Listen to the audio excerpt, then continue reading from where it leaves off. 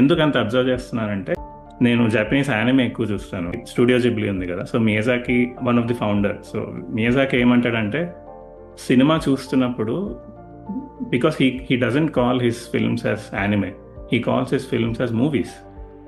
So ఇది నేను ముందు మా పాత ఎపిసోడ్లో కూడా అన్నాను, ఎందుకంటే we discussed about Studio Ghibli movie.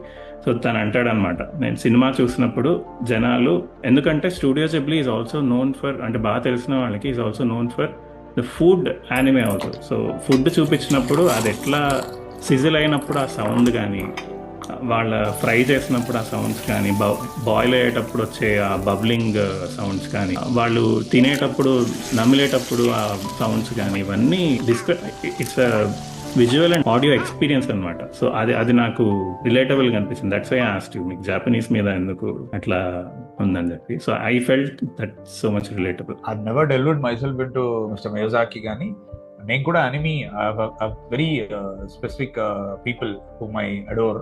అంటే అఫ్ కోర్స్ ఈ మియాజాకి టచ్ చేయకుండా చేయలేము, బట్ నాకు ఎందుకో అంటే ఎప్పుడు కుదరలేదు venturing into Hayao Miyazaki.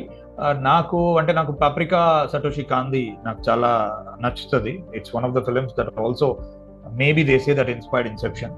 And recent గా, అరే నాకు అతని పేరు గుర్తులేదు, నాకు చాలా మాకోటో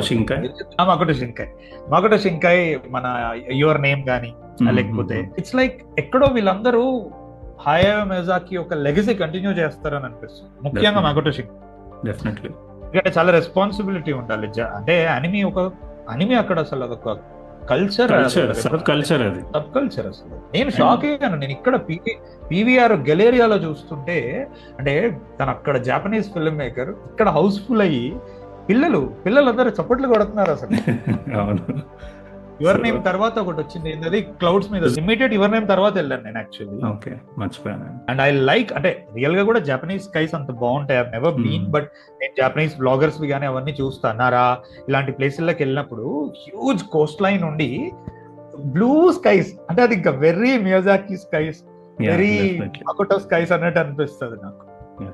నాకు ఎందుకో మిక్స్చర్ ఆఫ్ థాట్స్ అనిపిస్తుంది. ఎందుకంటే ఎప్పుడన్నా మంచి విజువల్ చూసినప్పుడు, ఎక్కడైనా టూర్స్కి వెళ్ళినప్పుడు అట్లా, కానీ క్రియేటర్ ఎంత మంచి పెయింటింగ్ వేసాడు నేచర్ అనిపిస్తుంది.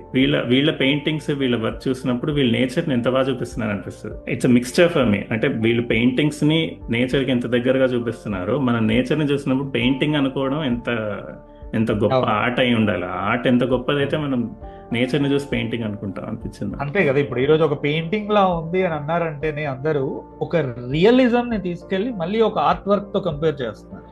అంటే వాళ్ళు ఎంత కాంట్రిబ్యూట్ చేశారు మన సైకికి.